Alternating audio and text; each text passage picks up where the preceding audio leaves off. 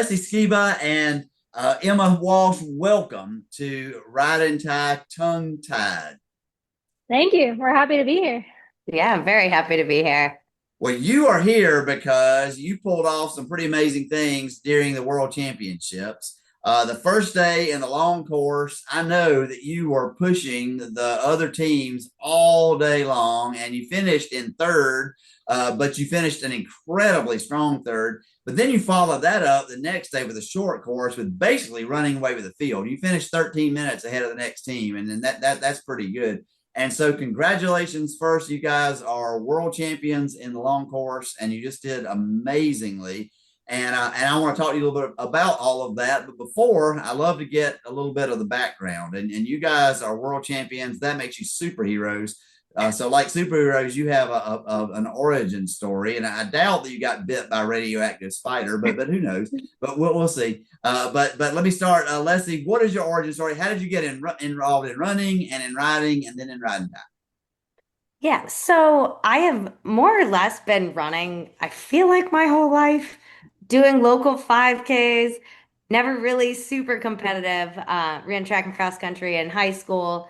Uh, Kind of stopped running in college when I got there because I got swept away with the circus, and that took away a majority of my time. But that is actually how I got into ride and tie. I was coaching one of my students, and we were just talking about how he was going to do the Mongol Derby. And I was like, oh my gosh, I haven't ridden in forever. I miss it so much. And he was like, oh my gosh, do you like to ride? I was like, yeah, I do, but it's been a while. He was like, well, I've got some friends with some endurance horses in Rock Creek Park. So they're always looking for people to come exercise them. So why don't you come meet them and then start riding again? I was like, okay, sure, let's see where this goes. Meanwhile, Brian found out that I was a runner, and he then mentioned that I should check out Ride and Tie. So I did my first Ride and Tie, I believe it was in 2018 on Stetson, and I partnered with Carrie Barris. So that is, I guess, the origin story of Okay, how I got but into all this. you actually left out a little bit because you just blew by. I was in the circus, so you got to tell us a little bit about that. So Florida State had a collegiate circus, and so rather than getting an internship like college kids should do, I decided to play in the circus, perform, coach, and basically fill all of my time in a tent. I did flying trapeze, quartet adagio, and double trapeze. And then because I didn't get an internship, my first job in DC was working for the Trapeze School of New York, DC, that is now Capital City Circus. So people should definitely go check that out if they're in the area. So, Emma, there's a clue in your backstory over your head because there's a horse picture behind you. And so, Oh, tell yeah. us how you got into Wonderful riding, picture. how you got into running, and then how you got into riding. Okay, so both of my parents are professional horse people. And so riding has always been a thing since I was a baby. Um, and then running, I got into through sports in middle school, high school, college, and it kind of just always ticked over. It was never really something that I loved to do, but it was something that like I kind of had to do. Mhm. And then I, as Leslie has found out, I am very easily convinced into things. Like people are just like, "Hey, you want to do this?" And I'm like, "Sure, why not?" And so my friend was like, "Hey, you want to run a half marathon?" And I was like, "Sure, why not?" And she was actually the friend that was she was the one that was like, "Hey, I heard about this sport where you run and ride with your horse. We should do that." And I was like, yeah, why not? Why not? So my first time was at Old Dominion. We did like the short equathon, which was like 12:06, I think, something like that. And that was like my first ever experience. And so yeah, that was the beginning of it. And now I'm all caught up with it and All right. doing my first ride day. Very good, very good. So you helped me with that a little bit because I used to almost in a pejorative way say that Equithon is the gateway drug into riding tie. And I'm I think glad for that's kind of sure. your story. It's actually not the case anymore. Equithon is getting so competitive and it's really almost its own sport by itself now. But I'm glad that you used it as the gateway drug into riding tie. and your Oh yeah. first riding tie was the long course for the World Championship. So when you're right, when you jump in with both feet. Yeah. Yeah. Yeah, no breaks. Yeah, there you go. There you go. Well, let's talk a little bit about that. The long course first. The Ride and Tie World Championships this year was at Iron Mountain Jubilee in Cripple Creek, Virginia. We were so fortunate to get to piggyback on with the endurance ride that was going on that weekend.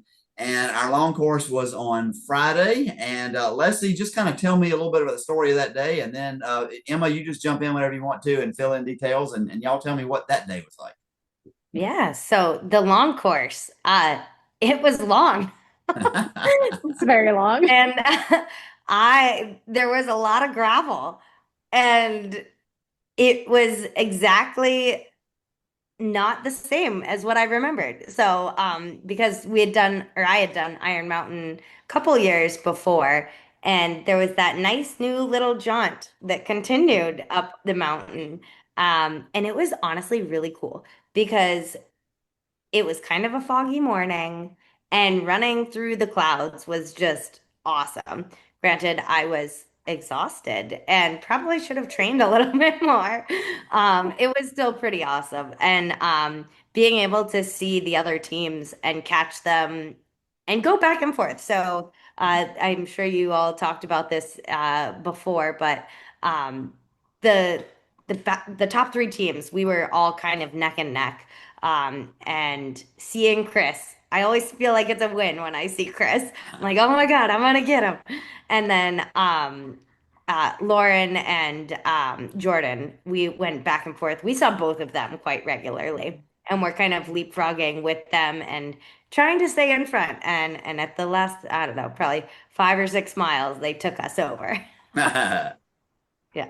But overall, it was enjoyable. The course was beautiful. Ray, he's just an animal in the best kind of Yeah. way. He does not mind going, and he doesn't mind stopping most of the time, which is good. Yeah. Yeah, I think we slowed Ray down. Yeah, we for sure Ray slowed was it like, down. hurry up, ladies. Oh yeah. We're like, we're When he trying. turns around and looks at you as you're like attempting to go up a hill. Like the heavy breathing. Yes. Oh my gosh. That's great. So No. oftentimes in riding tie, and I suspect, but I'm not sure this may have been the case with the short course, you kind of start getting some distance between teams, and then you're just kind of running your little race. But that was not the case for y'all, and I do understand that all three horses were in the away vet check at the same time. So tell me a little bit about your strategy getting to that away vet check and your vet check strategy, and then what happened kind of in all of that. I just was gonna say I didn't really know what was gonna happen. So like Rhonda and Leslie were kind of like had it planned out, and Leslie has ridden Ray. I hadn't ridden Ray at all, so she has a better relationship with him. So she was like, you ride in, I'm gonna run in so that you run out, and all. She's like, I'll take care of Ray because I know how to do everything with him. And I was like, perfect, that's great. So we kind of just did that, and Rhonda, she was just like, grab a snack and go, just go, go, go, go, go, go. So like it was kind of fun. Like I think it was like Laura and Chris and I like all like walked out and were like snacking as we were like starting to get our run started again. And then Leslie can tell you how all the horses came out of the vet check, but that was kind of my side of it. Yeah, so I thought that it was going to be a lot longer into the vet check. So once I got there, Ray was almost ready to go. And the other two horses had come in just before us, I think, or no, yeah, they had come in just Yeah. before us. And our crew, Dave and Rick, had Ray ready to go. He had eaten some food and he had pulsed down. So as soon as I ran in, I took him over to vet check and thought that we were going to be one behind, but the other horse did not pulse down as, or like got excited from the walk from the other side of the field over. We happened to be right there.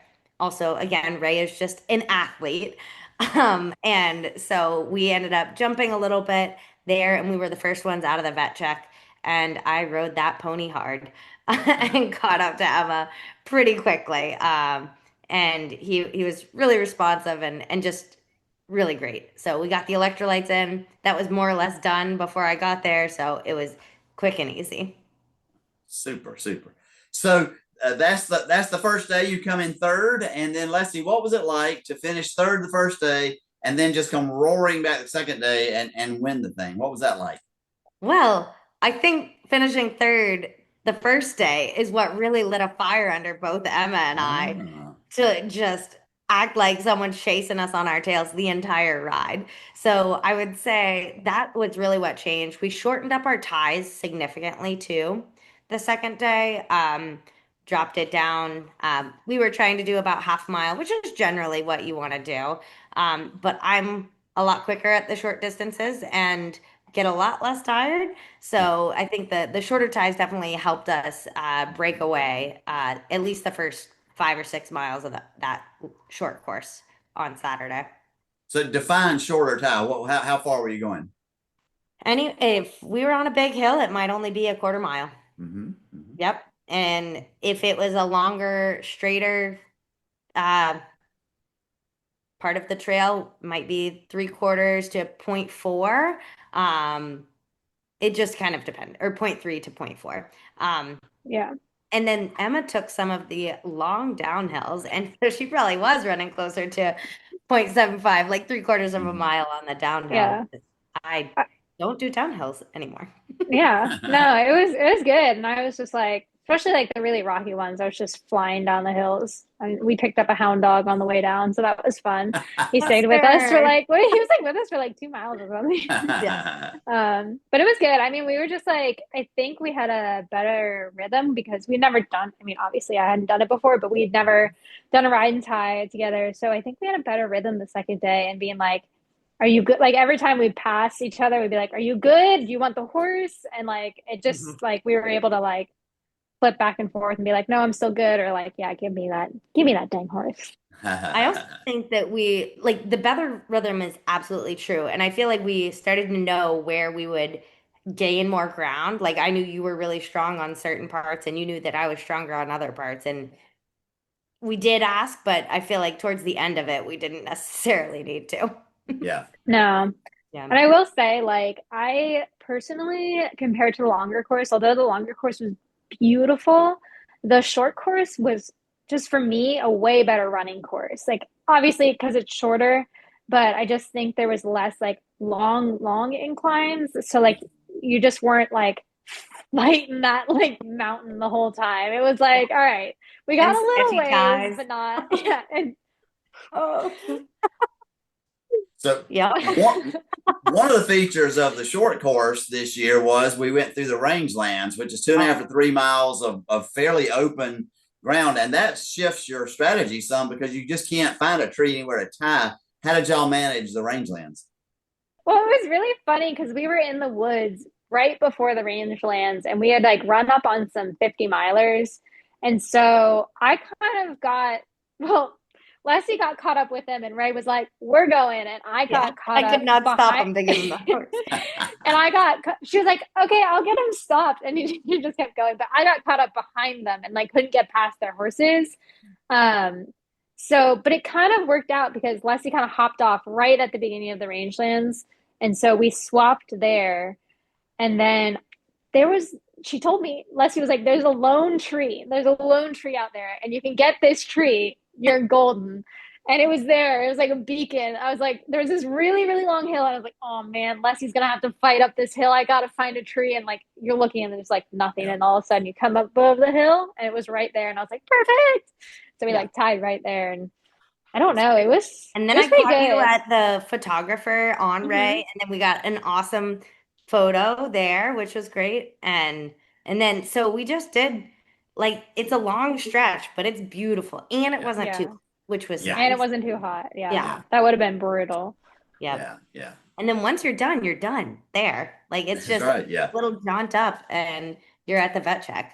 So Yeah. Except, my partner, I had Mark, my brother-in-law, we had built just a tiny little cushion over Allison and Chelsea.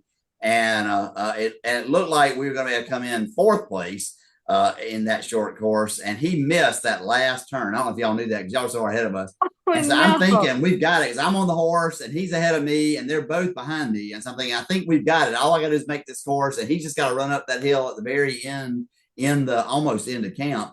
and we're good. And then I hear his voice behind me saying, I missed the turn. Oh So no. although when you say you got to range as you're finished, not necessarily. That is fair. That is very So, fair. That's true. so, but anyway, that's part of the game. That's the way it works. Well, tell me, we've already done this some, but when you're looking back on this whole weekend experience, and maybe even going back to training or whatever, what are some of the things you're going to remember? What are some of the stories that we'll be telling around the campfire in years to come about the 2025 World Championship weekend? Ooh, that's Hmm. that's a tough one. It might be just that gravel road going up. That's something that That like I feel hill. like every time it comes back to that. It'll And this haunt time my there was the dreams. lollipop around to get that extra little bit for the long course. So that's definitely gonna come up.